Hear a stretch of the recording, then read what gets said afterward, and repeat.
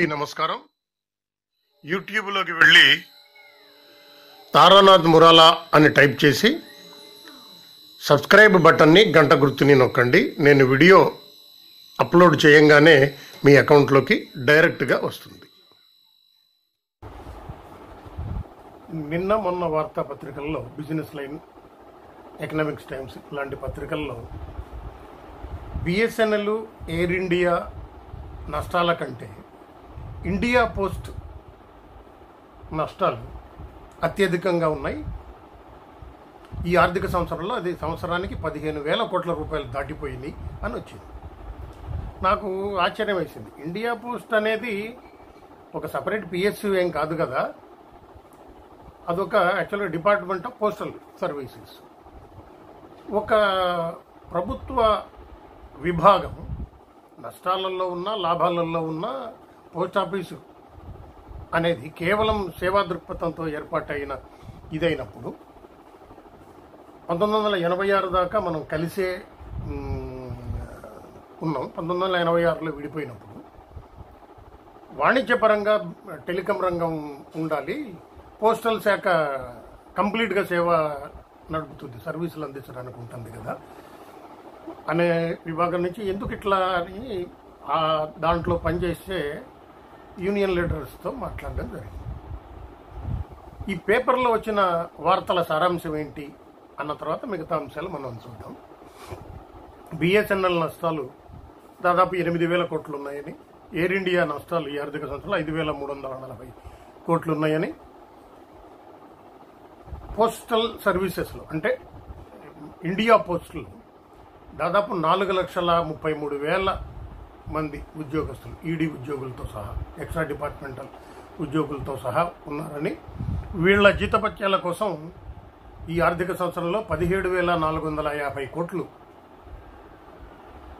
ఖర్చు అవుతుందని, అయితే ఇండియా పోస్టుకు సంవత్సరానికి వస్తున్న ఆదాయం 18,000 కోట్లని, 18,000 కోట్లలో 17,451 కోట్లు జీతాలకే ఖర్చు అవుతుందని, పెన్షన్ కోసం పోస్టల్ డిపార్ట్మెంట్లో రిటైర్ అయిన పెన్షనర్ల కోసం సంవత్సరానికి 9,782 కోట్లు ఖర్చు అవుతుందని, అట్లాగే దేశవ్యాప్తంగా 1.56 లక్షలు అంటే 1,56,000 పోస్ట్ ఆఫీసులు ఉన్నాయని, దేశవ్యాప్తంగా అన్ని బ్యాంకులకు కలిపి ఉన్న బ్యాంక్ బ్రాంచులు 1,16,000, కానీ బ్యాంకుల కంటే కూడా పోస్ట్ ఆఫీసులు ఎక్కువ ఉన్నాయి.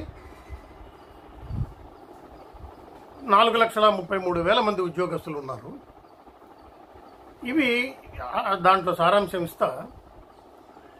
పోస్ట్ కార్డు ప్రింట్ చేయటానికి, దాని మీద మొత్తం అంత ముద్రణకి, ఆ పేపర్కి అన్నింటిని కలిపి పోస్ట్ కార్డుకి ₹12.15 ఖర్చు అయితే ₹10 అమ్ముతున్నారని, అట్లాగే పార్సల్ సర్వీసు, మనం పార్సల్ సర్వీస్ను పోస్టల్ ద్వారా పంపిస్తే యావరేజ్గా ఒక్కొక్క పార్సల్ సర్వీస్కి ₹89.23 ఖర్చు అవుతుంది. కానీ యావరేజ్ మీద వాళ్ళు వసూలు చేసేది ₹40 అట్లాగే రిజిస్టర్ పోస్టో లేకపోతే స్పీడ్ పోస్ట్ ఇటువంటి వాటికి ₹40 వసూలు చేస్తున్నారు. కాబట్టి వీళ్ళు ఇప్పుడు గోల్డ్ బాండ్స్, మ్యూచువల్ ఫండ్, పాస్పోర్ట్లు, ఇన్సూరెన్సులు ఈ విభాగాలన్నీ కొత్తగా తీసుకుని ఆ విభాగాల ద్వారా వచ్చే ఆదాయం సంవత్సరానికి 844 కోట్లు పెరిగిందని, ఎన్ఎస్ఎస్ సర్టిఫికెట్లు, నేషనల్ సేవింగ్ సర్టిఫికెట్ల ద్వారా 11,500 కోట్ల రూపాయలు దాదాపు ఆదాయం వస్తుందని,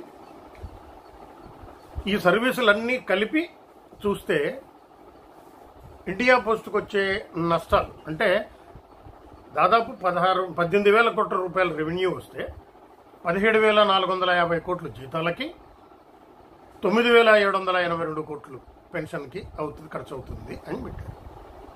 నేను ఆ యూనియన్ లీడర్ని ఏమడిగానంటే 17,000 ఒక 9,000 కోట్లు, జీతాలకు 17,000 కోట్లు చిల్లర, పెన్షన్కి 9,700 కోట్లు అయితే దగ్గర 27,000 కోట్లు ఖర్చు అవుతుంది. మీ ఆదాయం 18,000 కోట్లే ఉంది అంటే 8,000 కోట్లు దాదాపు నష్టాలు వస్తున్నట్టున్నాయి.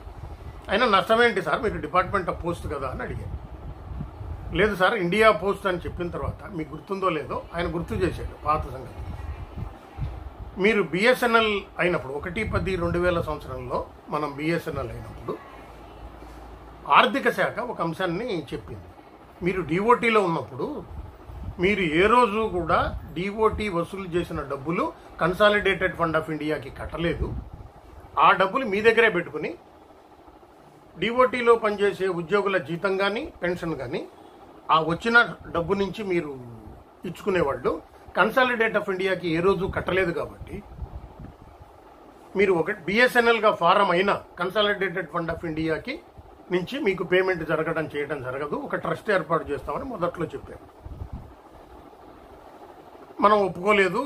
సరే, ఫస్ట్ ట్రస్ట్ది అయిపోయింది, తర్వాత దాన్ని 60-40 అన్నారు, అది కూడా అయిపోయి ఇప్పుడు కంప్లీట్గా పెన్షనర్ల కోసం కన్సాలిడేటెడ్ ఫండ్ ఆఫ్ ఇండియా నుంచే పే చేసేలాగా ఇప్పుడు జరిగింది.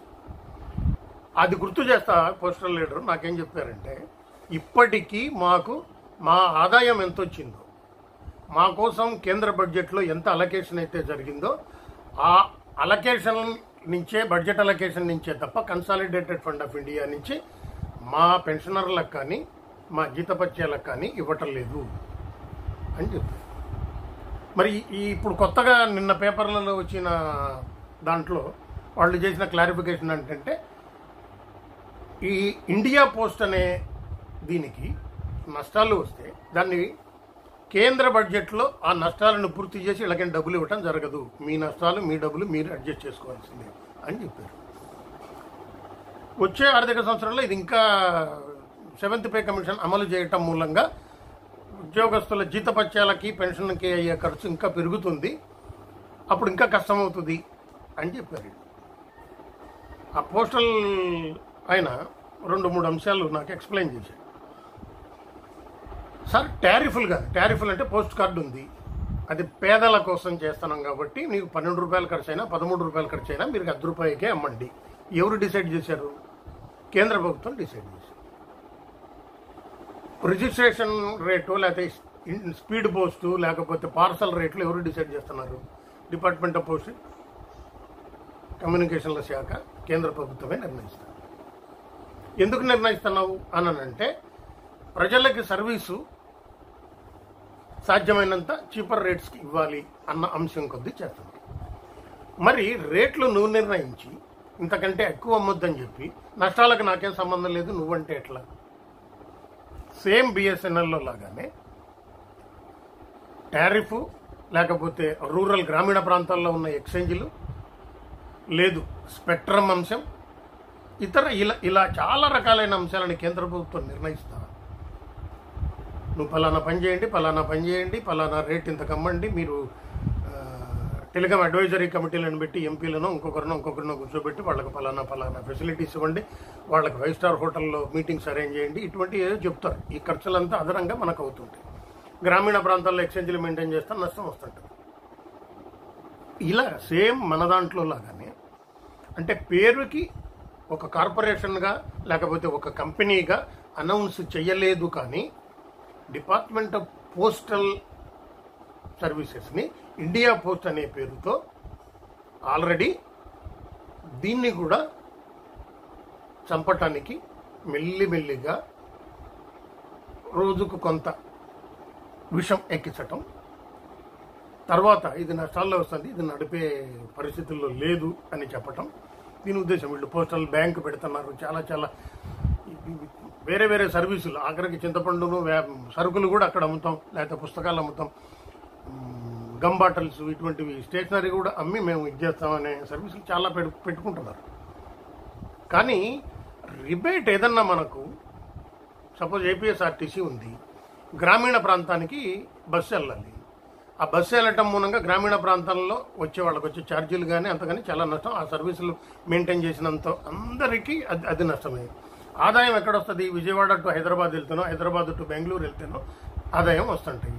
అక్కడేమో ప్రైవేట్ వాళ్ళకి ఒకే బస్సు, ఒకే నేమ్ ప్లేట్ ఉన్న బస్సులు 10 తిప్పుకున్నా మన వాళ్ళు అడగరు, ఆదాయం అంతా పోతుంది, నష్టాల్లో నడుస్తాం అంటావు. నువ్వు రిబేట్ గ్రామీణ ప్రాంతాలకో ఇంకొక దానికో నువ్వు విద్యార్థులకి 50 రూపాయలకే కార్డు అన్నప్పుడు, 50 రూపాయలకే కార్డు ఇచ్చినప్పుడు దానికి అయ్యే కాస్ట్ నువ్వు భరించాలి కదా, ప్రభుత్వం భరించాలి. ఏపీఎస్ఆర్టీసీ నష్టాల్లో నడుస్తుంది అని చెప్తారు. కాబట్టి ఏ స్టేట్ గవర్నమెంట్, ఏ ప్రభుత్వమైనా, ఇది ఒక ప్రభుత్వాన్ని విమర్శించడానికి చేసే పని కాదు.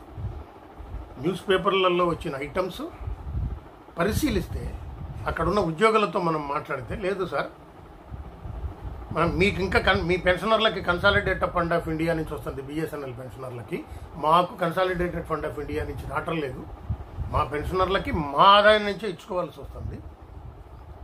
కాబట్టి కార్పొరేటీకరణ ఇటువంటివి మా మీద పడకుండా మేము పోరాడాల్సి వస్తుంది. ఇవి చాలా ఇబ్బందికరంగా ఉంటున్నాయి. దీని మీద ఒక సపరేట్ ఒక ఆర్టికల్ వచ్చినప్పటికీ అరే ఇది నిజమే కదా, మనం కూడా ఇలాగే జరిగింది కదా అని మనం దాన్ని వెరిఫై చేసుకోవాల్సి వచ్చింది. పోస్టల్ సర్వీసెస్ గురించి వచ్చిన ఆర్టికల్ ఇది. దీంట్లో అంశాలు మనకి ఒక 1986 దాకా మనకు సిస్టర్ కన్సర్న్డ్గా వాళ్ళు ఉన్నారు కాబట్టి, మనతో కలిసి ఉన్నారు కాబట్టి వాళ్ళ అంశాల మీద కూడా ఒక వీడియో పెడతాం.